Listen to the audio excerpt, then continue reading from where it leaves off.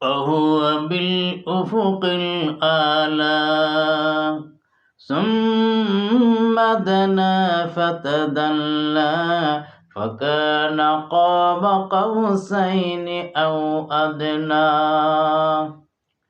فأوحى إلى عبده ما أوحى জনাবি মুহাম্মদুর রাসূলুল্লাহ সাল্লাল্লাহু আলাইহি সাল্লামকে বোরাকে আরোহণ করে জিবরাইল আলাইহিস সালাম মক্কা থেকে বাইতুল মুকাদ্দাস পৌঁছায় দিলেন। আর মহান রব্বুল আলামিন পৃথিবীতে যত নবী প্রেরণ করেছেন সমস্ত নবীদেরকে সমবেত করলেন তিনাকে বিদায় অনুষ্ঠান জানাবার জন্য। আল্লাহ নবী 2 রাকাত নামাজ আদায় করলেন, নামাজ শেষ হয়ে গেল। জিবরাইল আলাইহিস সালাম বলতেছে, ইয়া রাসূলুল্লাহ, আজকে আপনার পিছনে যে নামাজ পড়েছে সমস্ত নবী আম্বিয়া আলাইহিস সালাম আর কোটি কোটি ফেরেশতা আপনার পিছনে 2 রাকাত নামাজ আদায় করেছে। এরপরে দেখবেন মসজিদের এক কোণে মিটিং। জিবরাইল বলে, আপনাকে যেতে হবে। আল্লাহ নবী সেখানে যোগদান করলেন। ইব্রাহিম আলাইহিস সালাম দ্বারাই তিনি উপস্থাপনা করলেন। এখন বক্তব্য দিবেন আদম আলাইহিস সালাম। আদম বক্তব্য দিলেন। এরপর মুসা, ঈসা, এভাবে অনেক নবী বক্তব্য দিয়েছিলেন। সমাপনী বক্তব্য দিয়েছিলেন জনাবি মুহাম্মদুর রাসূলুল্লাহ সাল্লাল্লাহু আলাইহি সাল্লাম। ইব্রাহিম আলাইহিস সালাম দ্বারাই বললেন, আজকে যিনি বক্তব্য দিয়েছে মুহাম্মদ, তিনার ভাষণেই প্রমাণ করে তিনাকে কেন রব্বুল আলামিন শ্রেষ্ঠ নবী বানিয়েছেন।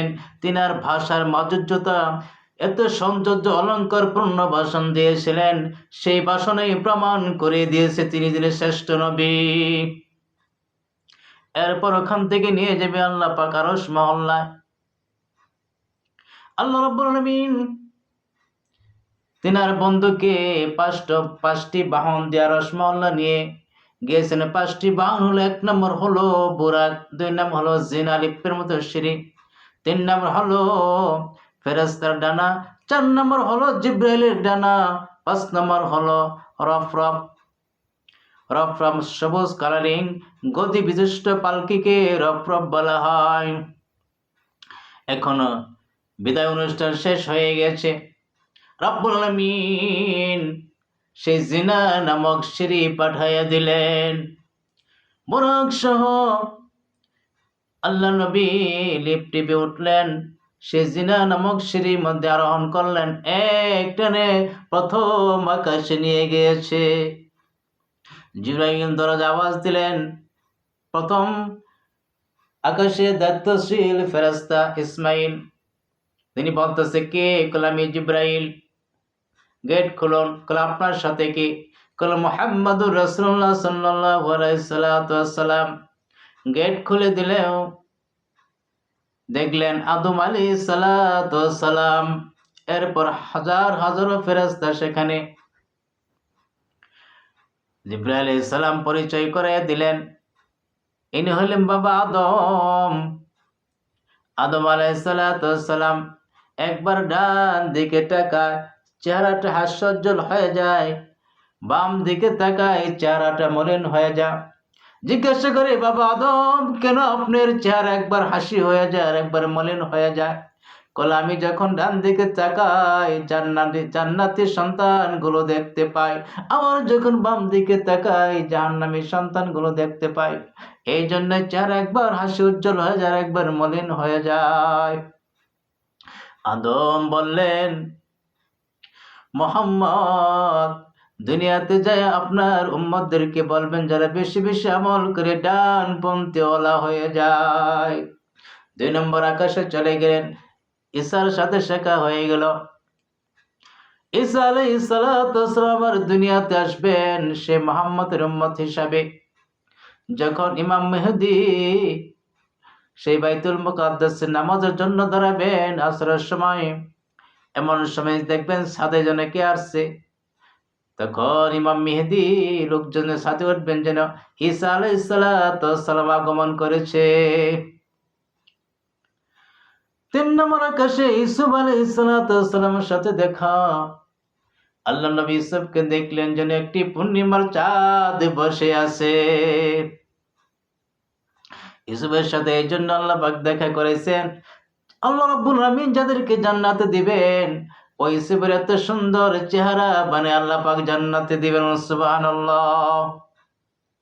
4 নম্বর আকাশে ইদ্রিস, 5 নম্বর আকাশে হারুন, 6 নম্বর আকাশে মূসার সাথে দেখা হয়ে গেল। দেখে মূসা কান্দে জিজ্ঞাসা করে, আপনি কান্নাকাটি করেন কেন?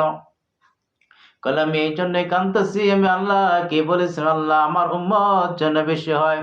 রাব্বুল আলামিন বলেন, না না মূসা রে, আমি আখিরি জামানায় এমন একজন নবী পাঠাইবে আমার হাবিব, তিনার উম্মত এত বেশি হবে তাকাইলে চোখের সীমানা শেষ হয়ে যাবে, কিন্তু তাদের উম্মতের সীমানা শেষ হবে না। এত উম্মত হবে মুহাম্মাদের উম্মত। 7 নম্বর আকাশে চলে গেলেন। সেখানে ইব্রাহিম আলাইহিস সালাম গাছের সাথে হেলান দিয়ে বসে আছে শিশু বাচ্চাদেরকে নিয়ে, যারা নাকি দুনিয়ার মাধ্যমে নিয়ত করেছে সন্তানকে আমি হাফেজ বানাবো, আলেম বানাবো, কিন্তু শিশুকালেই দুনিয়া থেকে বিদায় নিয়েছে, হায়াতে কুলাতে পারে নাই। নিয়ত সহি ছিল, রাব্বুল আলামিন ইব্রাহিমের ক্লাসের মধ্যে ভর্তি করে দিয়েছে। যখন পৌঁছে গেলেন সেই শেষ বর্ডারে সিদরাতুল মুনতাহা পৌঁছে গেলেন। সেখানে একটি সিদরাত মানে সমাপ্ত বর্ডার এলাকা, একটি কুল বৃক্ষ আল্লাহ পাক তৈরি করে রেখেছেন। সেই বৃক্ষর শিকড়গুলো হলো 6 নম্বর আকাশে, ডালগুলো হলো 7 নম্বর আকাশে। এতে বিশাল আকারের বৃক্ষ আল্লাহ পাক তৈরি করেছেন, সেই কুল বড়ই বৃক্ষ। আল্লাহ রাব্বুল আলামিন আমার আপনার নবীর আগমনে, সেই মুহাম্মদের আগমনে রাব্বুল আলামিন সেই সিদরাতুল মুনতাহা এত সুন্দর করে সাজিয়েছেন। স্বর্ণের প্রজাপতি দিয়ে রাব্বুল আলামিন সেখানে কুল বৃক্ষকে সাজিয়েছেন রঙ্গরঙ্গের প্রজাপতি দিয়ে। এরপর ফেরেশতার বেষ্টনী দিয়ে সেখানে গ্রাও করে রেখে দিয়েছে। ইনদা সিদরাতিল মুনতাহা ইনদাহা জান্নাতুল মাওয়া। রাব্বুল আলামিন সেই সিদরাতের উপরে জান্নাত তৈরি করে রেখে দিয়েছেন আল্লাহ। তাই মুআজ্জাজ হাজরিন, যে মক্কা থেকে বাইতুল মুকাদ্দাস পড়লেন, এখান থেকে সে সিদরাতুল মুনতাহা পৌঁছে গেলেন। এই পর্যন্ত আজকের বয়ান। এরপরে স্টেপে বাকিগুলো বলা হবে। আলাইনা ইল্লাল বালাগ।